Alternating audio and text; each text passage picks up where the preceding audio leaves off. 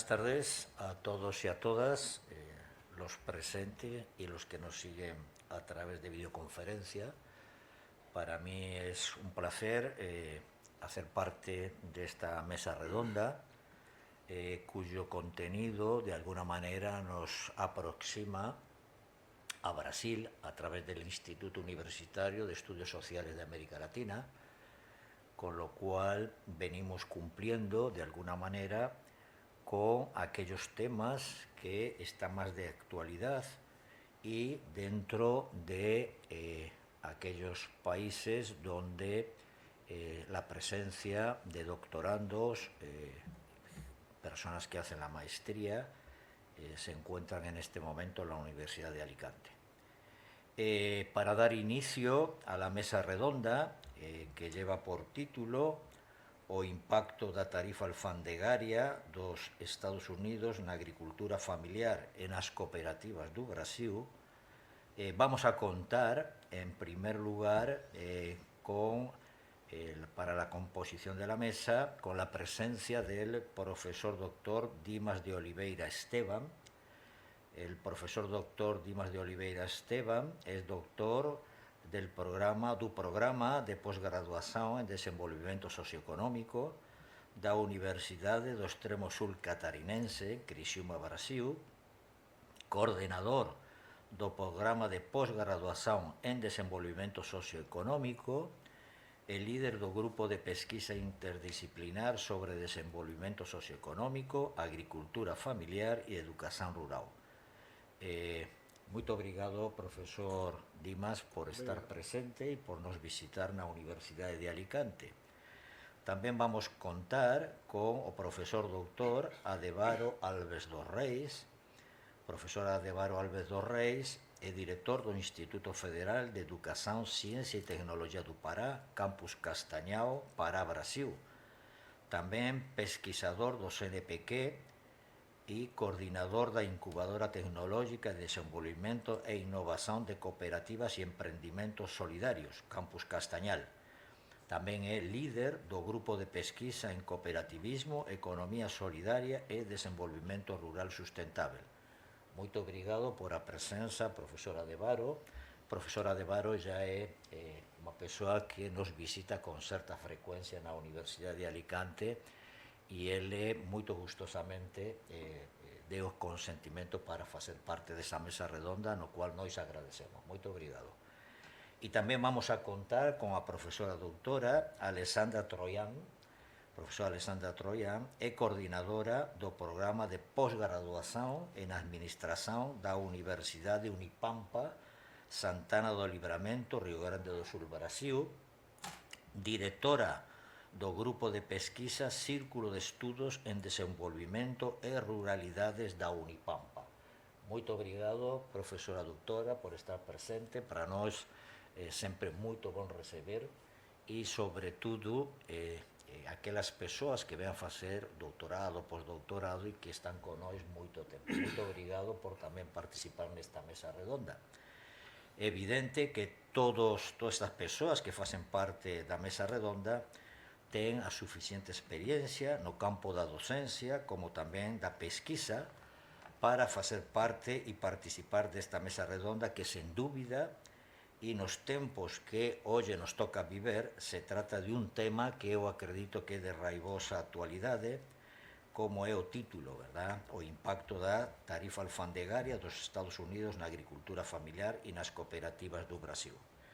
Antes de iniciar a palestra de cada un deles, eu gostaria de lembrar a eles que dispón de 15 minutos cada un para expor, no caso, súa contribución á mesa redonda e depois, finalizando, poderemos facer entre todos unha serie de questões, perguntas, poden intervir entre vocês mesmos, né, para cuestionar certos aspectos que trata, no caso da mesa redonda. Eu vou dar inicialmente a palabra á profesora doutora Alessandra Troian. Cuando quiser, profesora. Bom dia, boa tarde a todos. Estamos presentes num fuso horário e com bastante pessoas prestigiando do Brasil e que para eles então está começando o dia. Bom dia, boa tarde a todos. Quero começar cumprimentando os meus colegas de mesa, professor José Daniel, professor Dimas, professor Adebaro. E cumprimentando os colegas de mesa, eu estendo meus cumprimentos a todos os demais presentes, acadêmicos ou não acadêmicos, porque é um tema que por vezes perpassa os interesses da universidade, do cenário acadêmico, se tratar desta questão. Quero dizer que é um prazer muito grande estar compondo essa mesa junto com os colegas que aqui se encontram, em especial na Universidade de Alicante, a qual eu estou pouco mais de 2 meses para o meu processo de pós-doutoramento. É um prazer compartilhar esse espaço com pessoas tão renomadas que, embora brasileiros, nós, pelas nossas características, não nos conhecemos fisicamente. Então, a Espanha, a Universidade de Alicante, está nos permitindo fazer essa troca e, sem dúvidas, da minha parte, saio daqui com bons e novos parceiros de pesquisa. Dito isso, então, eu só vou situar meu lugar de fala. Como fui anunciada, eu sou bacharela e doutora em desenvolvimento rural, tenho uma formação multidisciplinar e atuo um pouco mais de uma década na Unipampa.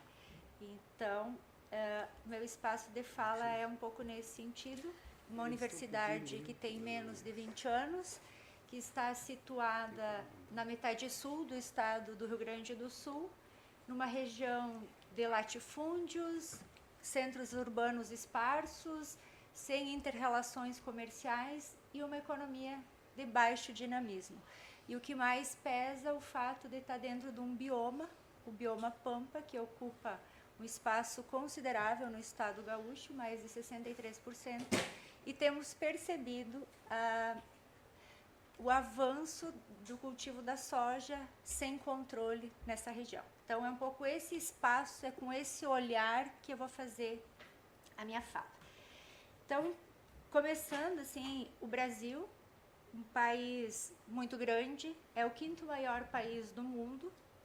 Se nós formos pensar de Santana do Livramento, onde eu atuo, até no sul do estado gaúcho, onde eu atuo, onde eu trabalho na Unipampa, até o campus Castanhal, onde o professor Adebaro trabalha, são mais de 4.000 quilômetros de distância. Então, considerando essas características, é que a minha fala se pauta as normativas, as políticas públicas ou até mesmo as imposições, como as taxações dos Estados Unidos, tema deste debate, vão afetar diferente as distintas regiões brasileiras, os distintos atores sociais, políticos e econômicos. Então, é importante a gente entender que o Brasil é grande, é dinâmico, muito diverso, e que os efeitos são diferentes para os distintos setores da economia, em especial a agricultura familiar, que nós vamos tratar aqui. Então, assim, de maneira geral, o senso comum, a mídia, a TV aberta brasileira falou muito sobre o tarifaço, as taxas, as imposições do governo americano. Mas, na prática, o que de fato aconteceu? De que maneira esse tarifaço, essas imposições, elas podem nos afetar? E aí eu já dou um spoiler dizendo que se falou mais do que o afetou. Então, nesse curto período de tempo, desde julho de 25, quando foram anunciadas as medidas pelo presidente Donald Trump,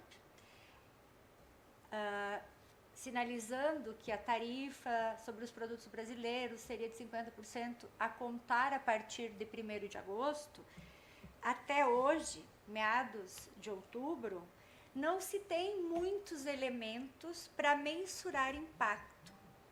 Então, eu já chamo atenção nesse sentido, mas pretendo aqui fazer algumas observações apresentar alguns resultados e traçar algumas relações desses possíveis efeitos, dessa possível tal medida. O Brasil, historicamente, possui um modelo dual de agricultura. Como Celso Furtado, já lá nos anos 50 do século passado, defendia a tese do subdesenvolvimento brasileiro, usando o modelo dual de agricultura como um dos seus argumentos para esse subdesenvolvimento. Então, esse modelo dual de agricultura vai fazer com que as medidas sejam distintas para cada um dos setores. Então, de um lado, nós temos o produtor de commodities agrícola, que desde o período colonial, quando o Brasil foi criado para fornecer produtos tropicais para a metrópole, tem toda uma economia predominantemente baseada em ciclos e localizados regionalmente. Então, começa com o extrativismo, primeiro a madeira, o pau-brasil, as tintas, peles, as frutas, os animais. Depois, um ciclo estável, que foi a empresa açucareira, a agricultura no Brasil, no século XVII, Brasil colônia, tabaco, café, então, produtos, regiões para o que o mercado externo demanda. Atualmente não é muito distinto disso: café, soja, laranja, carnes, que vem esse gado, frango, suíno e mais alguns outros minérios. É um modelo de desenvolvimento voltado para fora. O nome, inclusive, foi dado pela Maria da Conceição Tavares nos anos 70. É um modelo de desenvolvimento que produz o que o mercado internacional está demandando, o que o mercado externo está desejando. Por outro lado, nesse modelo dual, a gente tem uma produção para autoconsumo, para suprir a demanda interna, para produzir comida, em outros termos, que por muito tempo foi chamada de pequena agricultura, agricultura de subsistência, que pós anos 1990, então, pelos movimentos sociais, reconhecimento acadêmico e pelo Estado com políticas públicas, a gente acabou chamando de agricultura familiar. Então, considerando esse modelo dual de agricultura, o tarifaço ao primeiro modelo, o de produção em larga escala, o de produção para exportação, o que a gente chama de agronegócio, que ocupa mais e melhores terras, que usa a maior parte do crédito, que tem uma série de benefícios, mesmo gerando menos emprego no campo, sobre a falácia midiática de que o agro é pop, o agro é tech, o agro é tudo, esse sofrerá mais os efeitos da política externa americana. Esse terá maiores consequências com a elevação das tarifas para exportação. Por outro lado, o modelo de agricultura que produz comida, que produz alimentos e comercializa os seus produtos, em grande maioria internamente no mercado doméstico, que é o que a gente denomina de agricultura familiar, sofrerá um pequeno impacto com essas medidas. Ainda mais se for uma agricultura familiar agroecológica, orgânica, ecológica ou campesina. Essa não terá, em grande medida, efeito nenhum, porque nem sabe do que está se tratando, porque ainda não conseguiu acessar os mercados regionais, tão poucos mercados internacionais. Bem, mas quais foram as medidas, o que se busca fazer considerando esses dois cenários e essa discrepância nesse modelo dual de agricultura?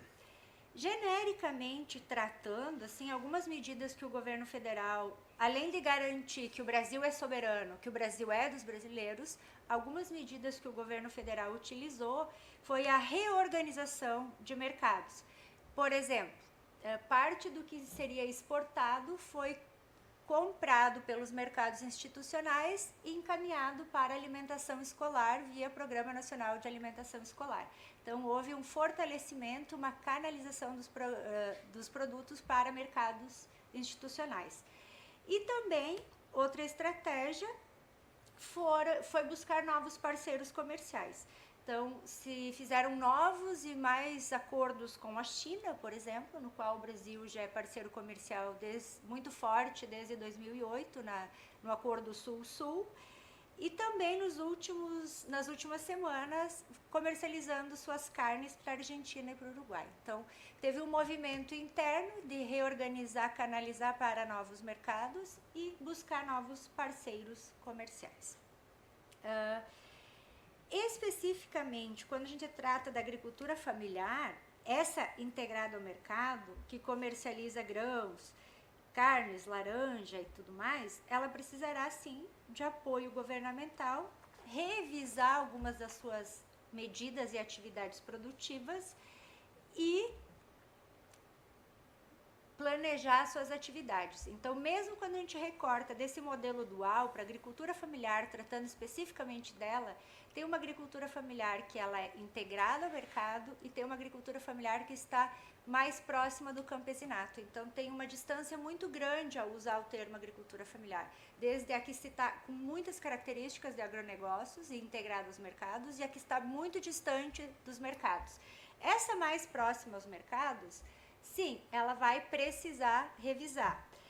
Enquanto que o modelo de agricultura, que a gente chama de modelo de agricultura alternativa, sustentável, agroecológica, se coloca uma série de adjetivos para ela, porque a gente não tem muito clara de tão diversa que ela é, essa ainda está lutando para conseguir o mínimo dentro dos pressupostos do que se entende por desenvolvimento. Pouco ou nada será afetada, porque ainda enfrenta os desafios para ter acesso à terra, infraestrutura, não tem estrada, não consegue comercializar. Então, essa agricultura que não consegue reproduzir socialmente, enxerga os tarifaços como uma piada, como uma brincadeira, como algo que não afeta o seu dia a dia. Eu trago nessa imagem um sistema integrado de frango, que é uma agricultura familiar que produz, mas extremamente vinculada e dependente do mercado externo, a produção de tabaco, que se exporta, e em contrapartida uma imagem da produção de leite, que é mercado interno, agricultura familiar extremamente localizada e vende em feira em Santana do Livramento, e uma imagem da produção de erva mate. Tudo é agricultura familiar. Uns mais integrados ao mercado e vão depender de medidas e apoio governamental, a outra ainda depende do Estado para ter o pressuposto mínimo, estrada para escoar a sua produção. Então, nessa discussão toda, o que eu trago são algumas experiências da Cooperforte, do MST, algumas experiências de agricultura familiar que trabalham em cooperativas para tentar resistir, para tentar se incluir no mercado. Então, esses não têm nenhum problema com as ameaças do Trump, pelo contrário. Foi uma medida política que veio fortalecer as ideologias, a ideia de nacionalidade, a ideia do que a gente deseja para o Brasil. Então, considerando esse cenário, a situação imposta pelos Estados Unidos me parece que vem muito mais como uma oportunidade de fortalecer as cooperativas e a economia local, de valorizar a produção de alimentos e repensar em modelos de agricultura mais sustentável. O Brasil vem enfrentando essa dualidade de ter super safras de soja com um ano seguido de fome, pobreza e miséria, que saímos agora esse ano pela segunda vez do mapa da fome, e se saímos pela segunda vez nós temos problemas, porque sair mais do que uma vez significa que a gente volta e entra. E nesse sentido, para fechar, eu quero dizer que hoje, 16 de outubro, Dia Internacional da Alimentação, então precisamos ver essa ameaça de soberania como uma oportunidade para revisitar, rever o nosso modelo de desenvolvimento, se voltar para dentro, enxergar a agricultura familiar, enxergar essas cooperativas locais e mudar daqui a pouco esse nosso modelo de desenvolvimento. Pensar nas teorias do Celso Furtado, a deteriorização dos termos de troca, e o quanto de prejuízos o Brasil tem comercializando boi vivo e não um produto processado que agrega valor, que gera imposto, renda, emprego.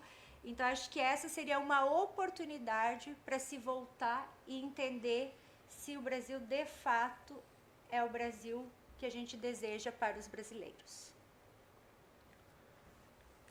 Muito obrigado, professora Alessandra, e obrigado também por ser tão precisa no horário que nós tínhamos convidado inicialmente. E a continuação vai ter a palavra o professor doutor Adebaro Alves dos Reis.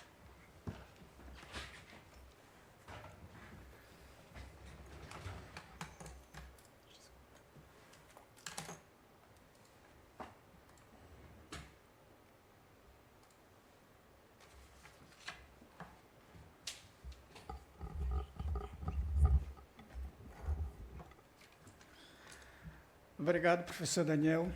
Acho que, antes de iniciar a minha palavra, gostaria de agradecer o convite do professor Francisco Javier Vidal Olivares, diretor do Instituto Universitário de Estudos Sociais da América Latina. Estendo também o meu agradecimento ao professor Daniel e também a todos aqueles que fazem parte dessa mesa, o professor Alessandro e o professor Dimas.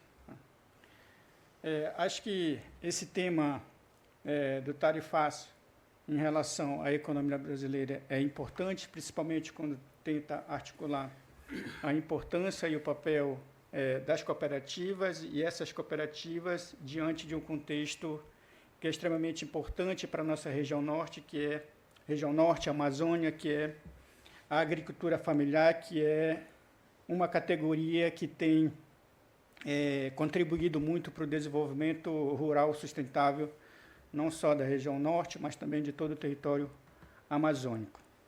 Acho que também é importante dizer que esse processo de tarifaço imposto pelos Estados Unidos, ela tem uma motivação importante. Na verdade, são duas motivações, uma motivação política, ao qual passa o contexto que envolve a dinâmica política do nosso país, mas também tem uma motivação econômica que envolve aí principalmente as relações comerciais no âmbito das relações entre Brasil e Estados Unidos.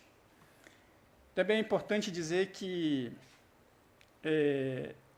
esse processo de taxação das exportações do Brasil, especificamente dos produtos das cooperativas da agricultura familiar que envolve o território amazônico, dizer que se deu através de um importante impacto no âmbito da economia, principalmente da economia que envolve as cooperativas e principalmente os empreendimentos solidários no âmbito do território amazônico. Então, estudos do DIEESE, e estudos também do IPAM mostram que esse tarifaço de 50% afetou de forma a 50% dos empreendimentos que foram mapeados, ou seja, que tem relação de exportação de algum produto, e aí os produtos especificamente nossos da Amazônia envolvem os produtos da sociobiodiversidade, mas também produtos da agricultura familiar que são operacionalizados e são comercializados pelas cooperativas. Diante disso, acho que é importante dizer que as tarifas atingiram em cheio pelo menos 216 empreendimentos de produtores que exportam para os Estados Unidos. Isso é uma informação do Sindicato das Indústrias de Frutas e Derivados, da Sindifrutas do Estado do Pará. Com essa nova tarifa prevista, os setores temem queda nas exportações, isso é uma preocupação bastante significativa, e prejuízo para milhares de produtores dos estados que compõem o território amazônico, incluindo principalmente as populações tradicionais, como os ribeirinhos, extrativistas e principalmente os agricultores familiares. Então, o aumento da taxação deixa os produtos brasileiros no mercado americano mais caros e reduz significativamente o volume de exportações, atingindo diretamente as cadeias produtivas principalmente da bioeconomia e também das cadeias produtivas que compõem aí a agricultura familiar, os produtos da agricultura familiar. E nesse processo a gente tem dois agentes econômicos principais, né, que está relacionado diretamente, né, aos prejuízos desse tarifaço. Um são as cooperativas e também são os produtores rurais, que envolve aí um processo de integração e articulação com as cooperativas, com associações, com as bioindústrias, com as indústrias e também com as populações tradicionais do território amazônico. Aqui eu trago aqui algumas cooperativas que a gente tem em parceria, que a gente tem relações. Nós temos ações, né, através da nossa instituição, do Instituto Federal do Pará, também através do nosso programa de pós-graduação. E aí a gente vem desenvolvendo estudos e pesquisas que vêm demonstrando aí que, né, esse tarifaço ele realmente vem trazendo alguns impactos importantes no âmbito da comercialização e da exportação de produtos para os Estados Unidos, né? E no âmbito disso, acho que é importante mostrar aqui alguns produtos ao qual a gente está com bastante preocupação, não só os produtores rurais também, mas também as cooperativas. É o açaí, que é um dos principais produtos, né, da sociobiodiversidade, em que há um percentual bastante significativo de exportação, então 95,3% do fruto produzido ele é exportado para o mercado americano, né? Isso tem possibilitado muito, né, o processo não só de fortalecimento, mas também de crescimento das cooperativas, principalmente as cooperativas do estado do Pará, que no caso do exemplo nosso, mas também temos o cacau, temos o mel, temos óleos vegetais, temos tempero, mas temos os pescados. Então, esses são os principais produtos que foram afetados de forma diretamente no âmbito desse processo, né, tarifárico, né. Isso traz consequências, não só para as cooperativas, mas também para a agricultura familiar, né. Acho que das primeiras consequências é o aprofundamento das desigualdades sociais e também por comprometer a sustentabilidade econômica das comunidades tradicionais da Amazônia, porque a exportação desses produtos para o mercado americano é extremamente importante e necessário no âmbito do seu volume de produção. Então, por exemplo, o açaí é um produto tradicional nosso e que ele tem uma considerada produção e que toda essa produção ela tem um processo não só de atender o nosso mercado regional, mas também o mercado nacional, e aí também se relacionar também com os mercados externos, principalmente o mercado americano. Acho que a segunda consequência tem a ver com a ameaça de reduzir o volume das vendas externas. Isso é muito prejudicial à nossa economia, porque pelo planejamento, pela organização e pelas relações comerciais já existe todo um processo, né, organizado dessas relações comerciais, e no momento que se reduz a venda, se reduz o consumo externo, isso prejudica muito, mas também é um fator positivo para a economia local, né, que acho que, e isso também a gente está vendo na economia brasileira, que, né, quando se reduz a comercialização para o mercado externo, a tendência também é você ter aí uma quantidade maior de produto no mercado interno, no mercado local, e com isso, lógico, leva a consequência a redução dos preços e logo a redução também da inflação no âmbito da nossa economia, prejudicando o faturamento das empresas paraenses e afetando toda a cadeia produtiva de valor. A segunda consequência tem a ver com o aumento dos custos de produção e logística, maior concorrência com o agronegócio e a marginalização de pequenos e médios empreendimentos da agricultura familiar. A terceira consequência tem a ver com a barreira da geração de renda das populações em território vulnerável da Amazônia, dizer que esse processo de exportação é importante no âmbito da geração de renda, no âmbito da nossa economia, e também pela queda de renda de milhares de famílias e a sustentabilidade da cadeia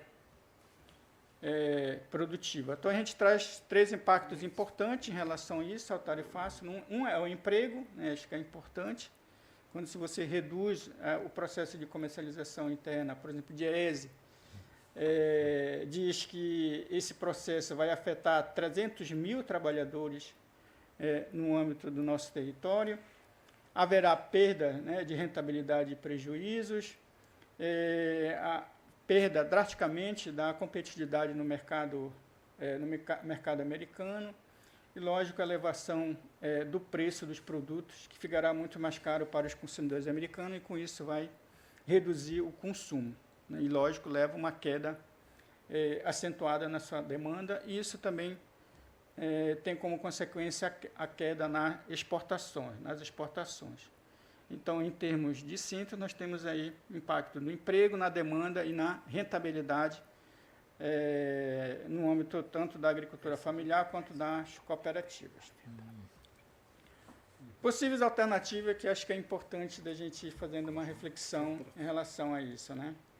Então, umas possíveis alternativas, né, para a redução, né, do processo de comercialização e exportação para o mercado americano seria diversificar os mercados compradores, isso é importante, ampliando as exportações para países da Europa, Ásia e América Latina, onde o consumo do produto sustentável, saudáveis e sustentáveis tem crescido bastante, né, já que nós estamos falando aqui do território amazônico e dos produtos da sociobiodiversidade, tem todos princípios e valores que envolvem a economia solidária, o cooperativismo, mas também a sustentabilidade. A verticalização da produção, com a criação de derivados mais sofisticados, especialmente do açaí, que agrega mais valor, conquiste novos mercados, inclusive dentro do Brasil. Diversificar os mercados nacionais e internacionais em reforçar a bioindustrialização de produtos amazônicos. Pensar políticas públicas que promovam a inclusão produtiva, a inovação e a infraestrutura, adequação de alimentos pelo governo para abastecer as escolas públicas e formar estoques no âmbito da economia local, e adesão ao Programa Brasil Soberano do Governo Federal, que oferece linhas de financiamento para evitar demissões, que é um exemplo que está aqui, do lado do povo brasileiro, né, que acho que é isso, né, no momento que os Estados Unidos implantou tarifas, o governo brasileiro reagiu imediatamente, principalmente pensando na possibilidade de um Brasil soberano, e a partir de um Brasil soberano assumir aí algumas responsabilidades no âmbito econômico e também no âmbito social, que foi justamente o lançamento desse programa, que prevê medidas importantes para proteger o setor produtivo e os trabalhadores, principalmente adquirindo e financiando a produção, principalmente com créditos subsidiados, mas também comprando aí grande maioria desses produtos, que poderá ser colocado aí no âmbito das políticas públicas. A gente tem 2 programas importantes no âmbito do nosso país, que faz compra direta da agricultura familiar e no âmbito da agricultura familiar está relacionado com as cooperativas e associações, que é o nosso Programa Nacional de Merenda Escolar, o nosso PNAE, e também o nosso programa de PA, né, Programa de Aquisição de Alimentos, que são políticas públicas importantes que vêm contribuindo não só para o desenvolvimento econômico e social do nosso país, mas também para a sustentabilidade. E embaixo está aí um importante país que vem, né, ampliando cada vez mais as relações comerciais, principalmente de importação, e também se relacionando e investindo no âmbito da agricultura familiar, que é a China, né, que acho que isso é importante. E isso possibilita diversificar novos mercados no âmbito internacional, e o governo brasileiro tem apostado muito nessa relação com o governo chinês e também com outros países que têm a sensibilidade e a compreensão de que no Brasil há todo um processo de produção, e esse processo de produção vinculado também a uma dinâmica da grande escala de produção, e nós estamos falando especificamente do agronegócio, mas também da pequena produção, envolvendo principalmente a agricultura familiar e as cooperativas, né, que têm trabalhado muito dentro de um processo de produção voltado para a agroecologia, para a economia solidária e para o cooperativismo. Muito obrigado. Muito obrigado, profesor Adebaro. Eu sempre fiscalizo o tempo e o senhor cumpriu até com muita antecedência ao tempo que correspondia. Para finalizar nesta mesa redonda, vamos a ter agora a intervenção do professor doutor Dimas de Oliveira Esteban. Quando quiser. Bom dia. Boa tarde também, né? Porque dependendo do lugar desse planeta, a gente tem diferenças, né, do fuso horário. Agradecer o professor Daniel por ter convidado, né? Eu estendo também o agradecimento ao professor Javier. É um prazer dividir a mesa aqui com dois brasileiros, né? A Alessandro, três, né? Somos aqui, né? O Adebaro, né? Um nome um pouco complexo, né, para se pronunciar, né? Agradecer também, né, a Geise, que é lá de Criciúma, o Wellington, né, que estão aqui na Universidade de Alicante. É um prazer participar, né, como eu já falei. E é um tema, né, que analisar o impacto, né, é muito complexo, né, na economia brasileira, porque os Estados Unidos são o segundo país, né, em termos de negócio que o Brasil tem, né? Então, primeiro é a China, depois os Estados Unidos.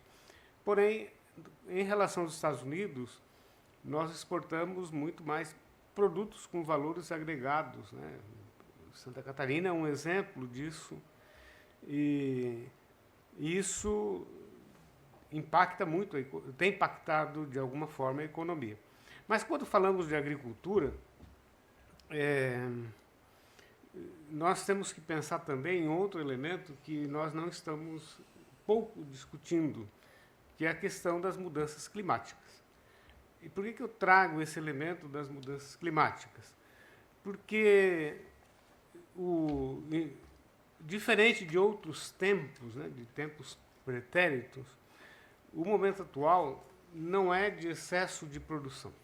Vamos pegar o exemplo que mais afetou no Brasil, né, que é um dos principais produtos que o Brasil exporta para os Estados Unidos, é o café. O café tem falta no mundo. Então, isso é uma questão de tempo, né? Ou seja, o mercado foi pego de surpresa, isso gera, né, uma certa angústia no sentido de que desestabiliza, né, todo o mercado, mas ao longo do tempo isso vai afetar muito mais os Estados Unidos do que o próprio país, porque os Estados Unidos é um país que consome muito café e o Brasil é o maior produtor de café. Não existe café sobrando no mundo. Tanto é que hoje o café no Brasil, né, semana passada eu fui comprar café, o café está caríssimo, né, o preço está elevado. Então, quer dizer, o boicote não afetou. Enquanto isso, para abastecer o mercado norte-americano, o comércio dos Estados Unidos está buscando café no Canadá, né, café brasileiro. O mesmo caso está acontecendo com a carne, né? Hoje o Brasil se transformou num grande parceiro comercial com o México. Mas por que com o México? Porque a carne vai para o México e depois, boa parte, né, principalmente a carne de gado, vai para os Estados Unidos. E assim a gente poderia estar citando outros produtos, mas são os dois principais produtos que o Brasil exporta para os Estados Unidos. Depois tem outros, né? Tem o suco de laranja, tem vários outros, como foi citado aqui. Então, no curto prazo, né, a gente tem um impacto, sente um impacto. Mas a médio e longo prazo, isso vai sendo absorvido por outras alternativas, né? A gente vê o caso da soja. O Brasil aumentou muito a exportação para a Ásia hoje, né? Então, meio que compensou. Então, esses elementos têm que ser levados em consideração também, porque nós temos pouca informação também de como está a situação dos Estados Unidos do desabastecimento, né? Porque esse boicote aos produtos brasileiros não são só do Brasil, são de outros países do mundo também, aqui da União Europeia também, e isso vai ter impacto no consumo, no custo, né, disso. Então, a gente analisa, né, claro, como foi proposta à mesa, analisar o impacto aqui do tarifaço internamente no país. Então, ele, de fato, ele acontece em diversas dimensões, né? Como foi falado também, no Brasil, tradicionalmente, nós temos dois tipos de agricultura. Uma agricultura que sempre foi para fora, né? Desde o tempo do Império, né? Até hoje, né? A soja e outros produtos que são produzidos majoritariamente para exportação. Mas nós temos uma outra agricultura que também tem séculos, né? Que vem desde o descobrimento, é a que produz alimento para o consumo interno, né? O Brasil exportava açúcar, depois café, né? No ciclo do café. Mas o alimento que o brasileiro come no dia a dia, que consome, o arroz, o feijão, a carne, as verduras, as frutas, isso sempre foi produzido, majoritariamente, pela agricultura familiar. Não foi pelo latifúndio, agora agronegócio. Isso sempre foi produzido em pequenas localidades, naquilo que a gente chama de uma cadeia curta de produção, onde ela é produzido localmente e consumido localmente. E isso faz com que esse tipo de agricultura tenha pouca relação externa. Mas a pergunta poderia ser, bom, mas então esse tipo de agricultura, ou esse tipo de produtores não sofreu impacto? Ele está sofrendo, porque quando a gente fala de impacto, né, do tarifaço, ele é um impacto que atinge toda a economia, umas com mais dimensões, né, com mais profundidade, e outras com menos, mas todos somos impactados de uma forma geral. Em Santa Catarina, o setor que mais sofreu impacto foi o setor de exportação de madeira, né, que Santa Catarina tradicionalmente tem uma indústria madeireira muito forte. Isso, né, de fato, agora a gente está vendo, né, demissões de muitos trabalhadores, empresas fechando também, e isso tem impactado em termos de agricultura.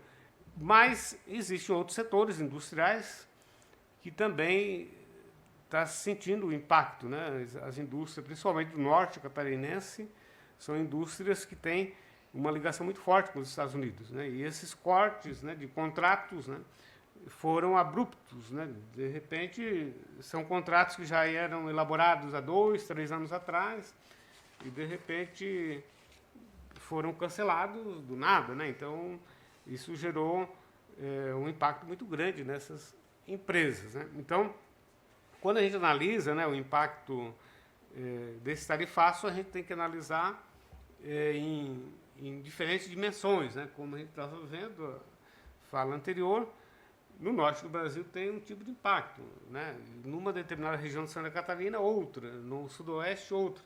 Depende do tipo de produto e de relação que se tem externamente. Mas, quando se analisa a economia, a gente sabe que esse impacto ele acaba afetando mais ou menos toda a economia, assim como deve ser também aqui na Espanha, né? Também isso existe consequência. É claro que todos fomos pegos de surpresa, né, com o que acontece. Mas creio que também nós temos muito pouca informação como é que está sendo a reação interna nos Estados Unidos. Uma coisa é o discurso, outra coisa é o mundo concreto, o mundo real, quando a pessoa entra no supermercado que tem que comprar produto, esse produto aumentou muito o preço, daí a pessoa começa a ter outra visão, né, daquilo que é concreto, né, do que o discurso, né, do que se tem essas narrativas, muitas vezes a maioria de fake news também, né? Então isso a gente acaba não sabendo, né, porque me parece que o discurso vem muito preparado já, né, muito focado numa visão e não traz as outras dimensões que se deveria, né, também ser abordado, né? Então isso faz com que não se tenha noção do tamanho e das consequências. Mas, de um modo geral, eu acho que a gente tem que pensar nessa dimensão, né? Nessa dimensão de que hoje pensar em agricultura, pensar em organizações coletivas, pensar nessas questões todas, nós temos que colocar essa variável, que na minha opinião ela é muito importante, que é a questão das mudanças climáticas. Nós estamos sentindo isso no Brasil, em diversas regiões, na América, em outras partes do mundo também, como isso impacta, né? Eu lembro isso não faz muito tempo, a Índia era um grande exportador de açúcar para o mundo, mas as mudanças internas, né, grandes estiagens, provocaram, a Índia passou de um exportador para um importador. E isso abriu o mercado lá no Brasil, né? Mas isso significa dizer que, cada vez mais, esse é um tema que nós devemos, né, estar levando em consideração quando falamos de agricultura, né? O impacto das mudanças climáticas, né? Que, claro que o impacto das tarifas que estão sendo impostos, isso está desorganizando a economia e afetando, de um modo geral, toda a economia, né?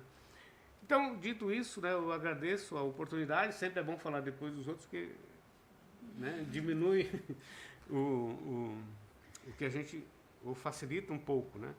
Então, eu agradeço e devolvo a palavra para o professor Daniel. Muito obrigado, profesor Dimas.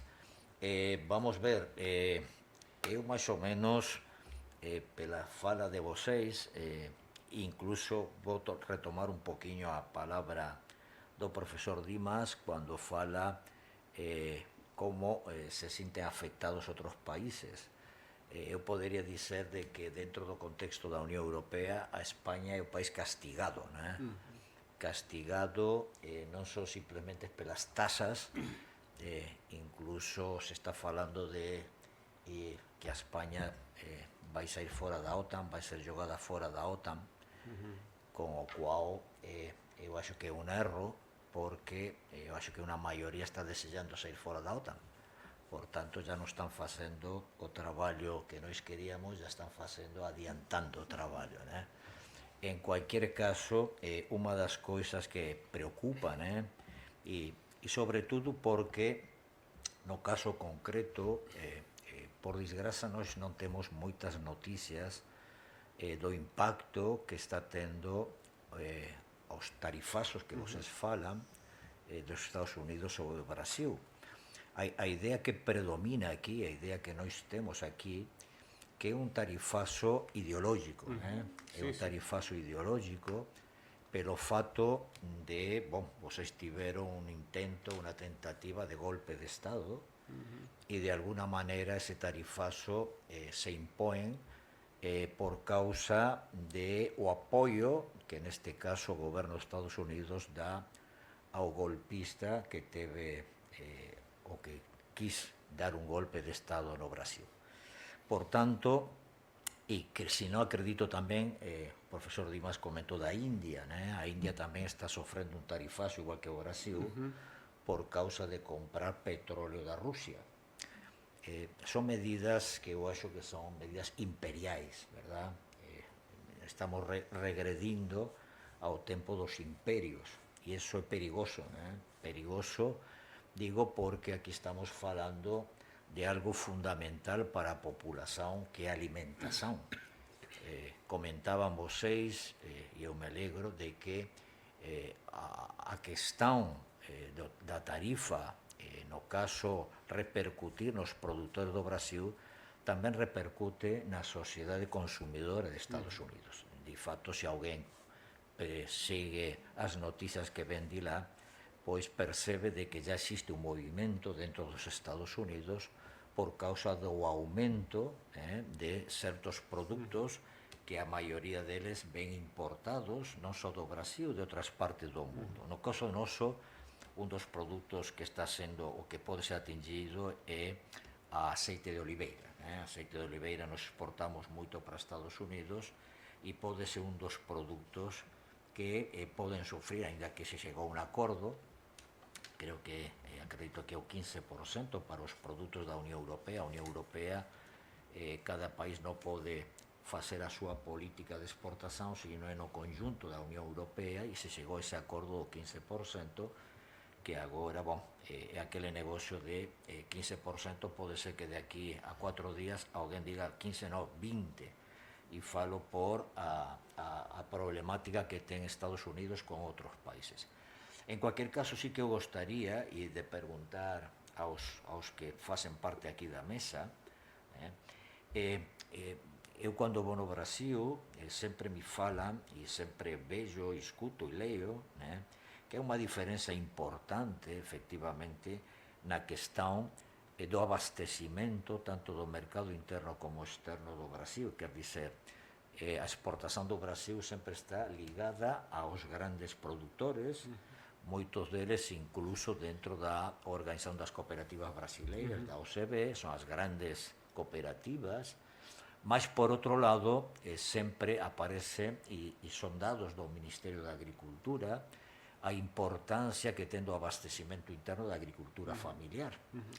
Por outro lado, também conheço a questão de que muitos agricultores familiares fazem parte de pequenas cooperativas, no caso não simplesmente ligadas à OCB, sino também ao MST, esse é o Movimento do Sem Terra. E a pergunta que eu faria a vocês, que têm, neste caso, muito melhor conhecimento, é se esse tipo de cooperativa também está, se sente atingida por o tarifaço, ou a questão de ele, sobretudo, ligar a sua produção ao mercado interno não afeta de maneira substancial, né? Então, essa seria a minha pergunta. Nós sabemos que a OCB, as grandes cooperativas, sí que están sendo atingidas por causa de que son a grande maioria agroexportadoras, né?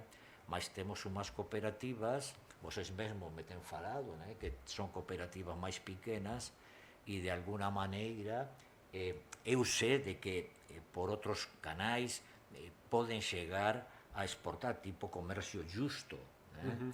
Mas eu gostaria de saber de vocês se esse tipo de cooperativa também está sendo atingida tal qual acontece com as grandes cooperativas agroexportadoras.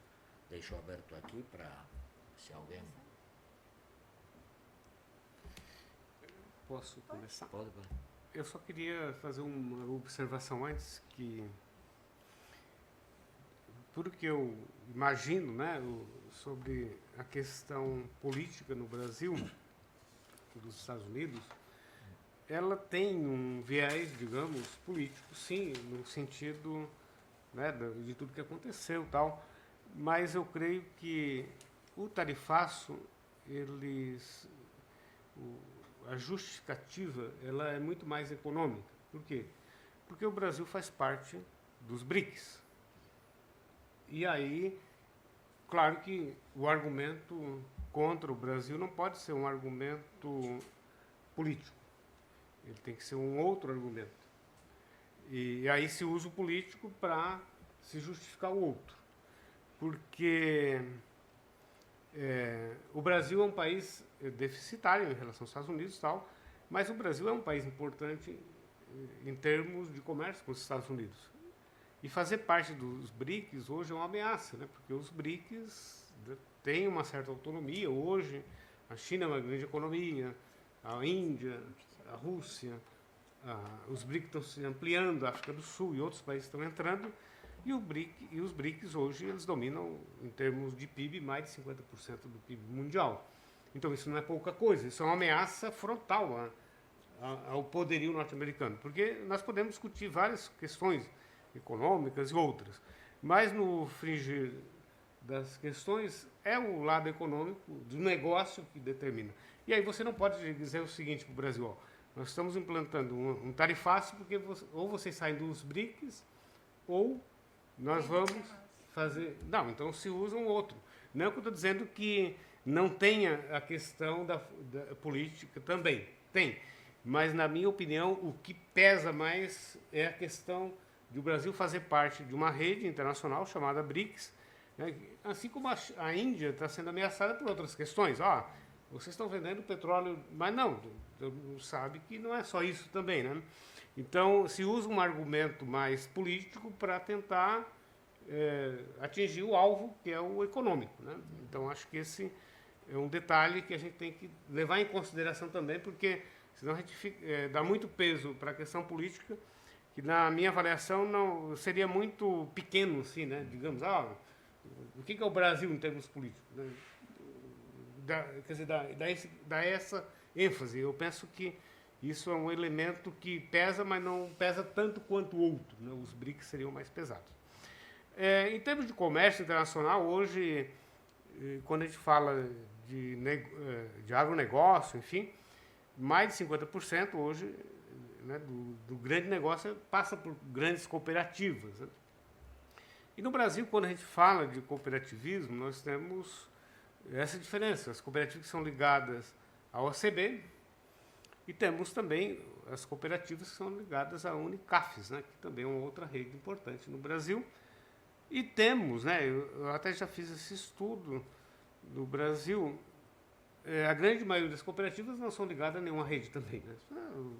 Criar uma cooperativa, você vai lá, cria, né, e não há necessidade de ser ligada a uma rede. Né? Então, acho que esse é um ponto também que nós devemos pensar, porque o cooperativismo no Brasil, ele está subestimado, porque ele é maior do que... Se a gente pega a Unicaf, ela vai apresentar dados, se bem que a OCB também, às vezes, usa o dado geral para poder inflar os números, né, para ter poder.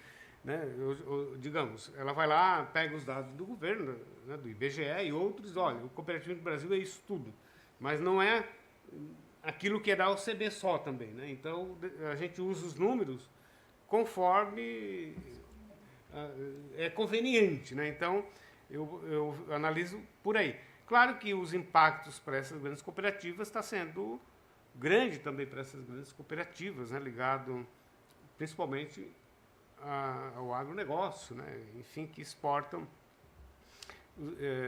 que tem essas grandes exportações. Né, então, eu vejo que sim, que tem um impacto, só que, como já foi citado aqui, o governo, né, brasileiro ele se antecipou a várias questões. Né? Quando ele viu que o negócio ia ter... As tarifas eram para valer mesmo, né? O governo acabou antecipando, né?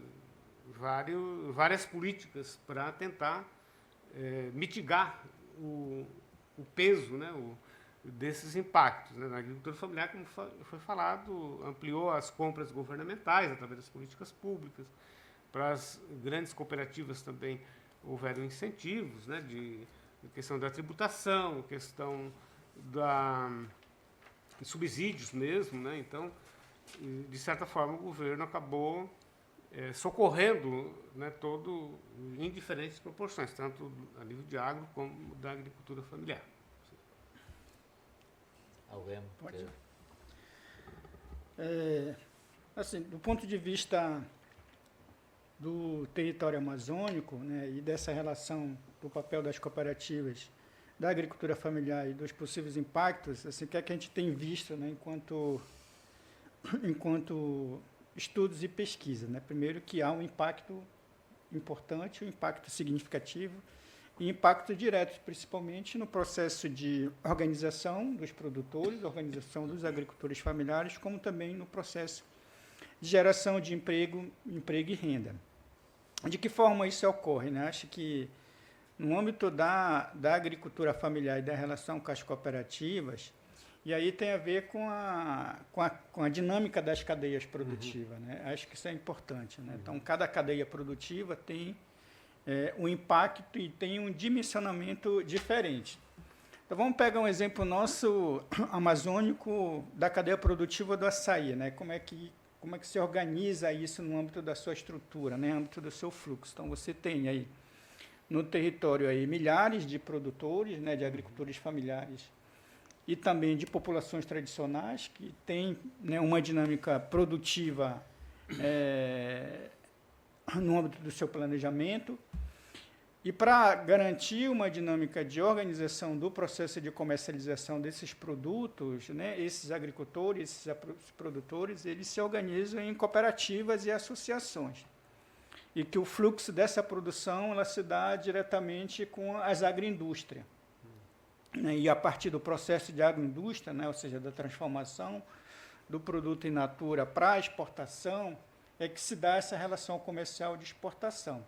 Então, num determinado momento que há uma quebra, né, ou uma redução no processo de comercialização da exportação, automaticamente você tem um impacto direto lá na base que nós chamamos, na base produtiva, né, dos agricultores, que é justamente a redução da compra dessa produção, da compra desse produto, que é in natura, né, e no âmbito da agricultura, né, especificamente da agricultura familiar, a gente sabe que tem um problema, que essa produção dos agricultores ela tem um tempo, né, ela tem um tempo de vida no âmbito, né, entre o processo, né, de produção, colheita, né, até chegar ao processo de processamento, ela precisa rapidamente seguir esse fluxo. Quando não ocorre isso, tem um problema central no âmbito da nossa dinâmica produtiva da agricultura familiar, que não tem para quem comercializar pelo volume, né, de produção, porque um dos papéis importantes do cooperativismo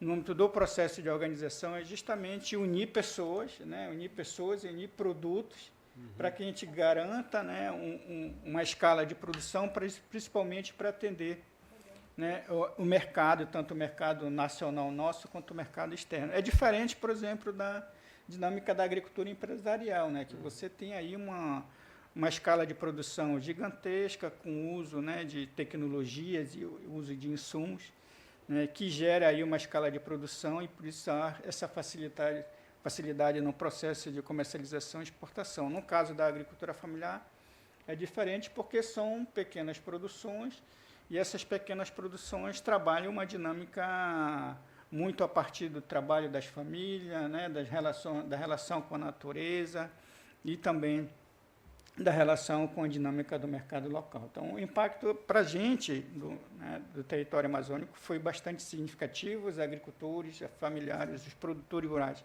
estão sentindo muito isso, porque não havendo essa relação do mercado internacional, né, no âmbito do Estado americano, né, tem que buscar outras alternativas, tanto para outros mercados, mas também pensar muito na política pública, e a política pública ela tem que ser, né, uma política pública não só voltada para o crédito, mas tem que ser uma política pública que garanta, primeiro, né, um processo de investimento na logística do processo de comercialização dos produtos, mas também de investimento em infraestrutura e inovação. Eu diria ainda, professor, que mais do que pensar o crédito, é ver que crédito vai ser ofertado, porque em grande medida o crédito rural brasileiro financia o agronegócios, financia a produção que tem gerado os impactos ambientais, financia as cheias, as inundações. Então, quando a gente aqui está falando de um governo, de um Estado forte, olhar como uma oportunidade as ameaças do governo americano, é muito longe de falar em crédito, aumentar o valor do crédito. É do que a gente está falando.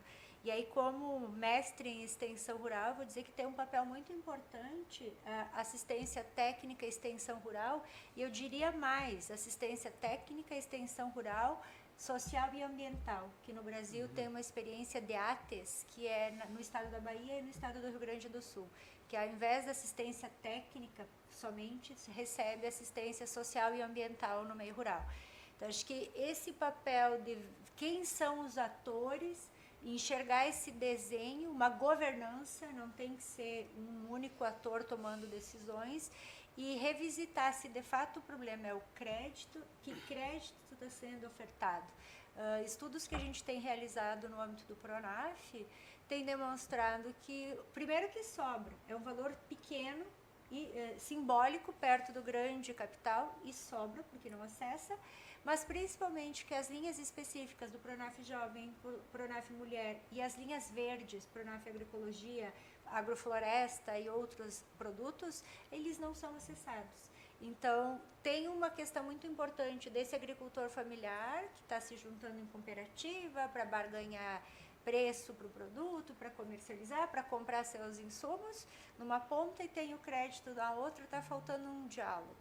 Então, acho que pode ser uma oportunidade de repensar mercados, repensar quem são os agentes do Estado que estão dialogando, formando capital humano, acessando crédito, Vou pegar um exemplo local de Santana do Livramento, que é onde eu tenho me debruçado nos últimos anos. Tenho estudado as cozinhas solidárias, os pontos solidários, principalmente depois das cheias no estado gaúcho de 2024. E o que a gente percebe? O governo, muito rapidamente, o governo federal cria uma linha dentro do programa de aquisição de alimentos, o Cozinhas Solidárias e a doação simultânea. Tem um programa, tem o agricultor em Santana do Livramento desejando comercializar e tem um intervalo que eles não conseguem dialogar. Temos 18 cozinhas solidárias e somente 5 conseguiram acessar o programa. Tem programa, tem boa vontade do governo federal, tem recurso. Na outra ponta, o agricultor desejando um contrato garantido, vender o seu produto fresco, sazonal, perecível, e o meio não está, falta esse alicerce. Então, acho que a gente tem que entender como toda crise ela pode gerar oportunidades, e na economia brasileira isso foi muito presente, e não chega a ter as dimensões da crise de 1929, mas é um momento de repensar esse olhar para fora, esse exportar, esse comercializar, enquanto que a gente convive com super safras. Tem fome, tem pobreza, tem desigualdade, tem mudanças climáticas. Estamos exportando soja, boi vivo, mas exportamos nossa água, a fertilidade do nosso solo, exportamos a liberdade das mulheres campesinas. Tem muita coisa que está em volta desse exportar. Então, seria uma oportunidade se a universidade, se os órgãos de extensão, se o governo sentassem junto com as cooperativas, os agricultores, para entender o papel de cada ator e fazer uma governança. Vejo com muito bons olhos o governo federal, as suas iniciativas, muito rápido, muito dinâmico, mas ainda falta. Passar dessa falácia, passar dessa mídia toda, quando os moradores, quando a população americana sentir que é melhor ter café barato, que é melhor ter suco de laranja de qualidade, que é melhor ter carne, e voltar a comercializar normalmente, o Brasil esquece de tudo isso e se volta novamente a produzir o que o mercado externo deseja, o que eu acho que é um risco. Mais de 3 décadas num processo de desindustrialização. É impossível uma nação ser soberana, ter autonomia, exportando um animal vivo, sem agregação de valor. Eu sou do sul do Rio Grande do Sul, fica próximo ao Rio Grande, ao Porto de Rio Grande. O Porto de Rio Grande vende boi vivo, embarca um boi vivo. Então, o quanto de renda, emprego, impostos poderia ficar se fosse revisto esse modelo de produzir exatamente o que os Estados Unidos, que a China, se muda o desenho, mas sempre é o que o outro deseja. Claro que tem que ter investimento forte em melhoria no salário, porque vivemos num país, no mundo monetário, precisa ter renda para consumir. Não adianta só ofertar um montão de carne porque os Estados Unidos não quer comprar. Tem que ter renda, então melhorar as condições de salário, de emprego para os consumidores brasileiros terem acesso. Mas acho que é uma oportunidade de revisar o modelo, principalmente sentar e dialogar com os atores sociais. Quem está nesse processo? Se fez muito isso lá em 2002, 2003, no primeiro governo Lula, e se perdeu. Depois se perdeu um pouco, e então agora, quem sabe, seja uma boa oportunidade do Brasil ser, de fato, dos brasileiros. Alguém quer acrescentar alguma coisa mais? Não? Alguém dos presentes quer intervir em alguma pergunta, alguma curiosidade? Se não é assim, vamos dar por finalizada a mesa redonda. Una vez máis, agradeço á profesora Alessandra Troian por súa participación. Tamén agradeço ao profesor Adebaro Alves dos Reis por súa participación. E tamén ao profesor Dimas de Oliveira Esteban tamén por a súa participación. Tamén agradeço ao profesor Javier Vidal, presente na sala, e o director do Instituto Universitario de Estudos Sociais na América Latina, sin o cual sería prácticamente imposible facer esta mesa redonda, e isto de alguna maneira anima a que o Instituto cada vez máis se interiorice naquelas questões moito máis próximas para nós, né? Que ese coñecimento para nós é moito importante. As noticias que chegan aquí do outro lado do Atlántico moitas veces ou apenas chegan. Por tanto, unha vez máis, agradezo e esta sempre vai ser a súa casa. Depois que paguen o aluguel. Moito obrigado.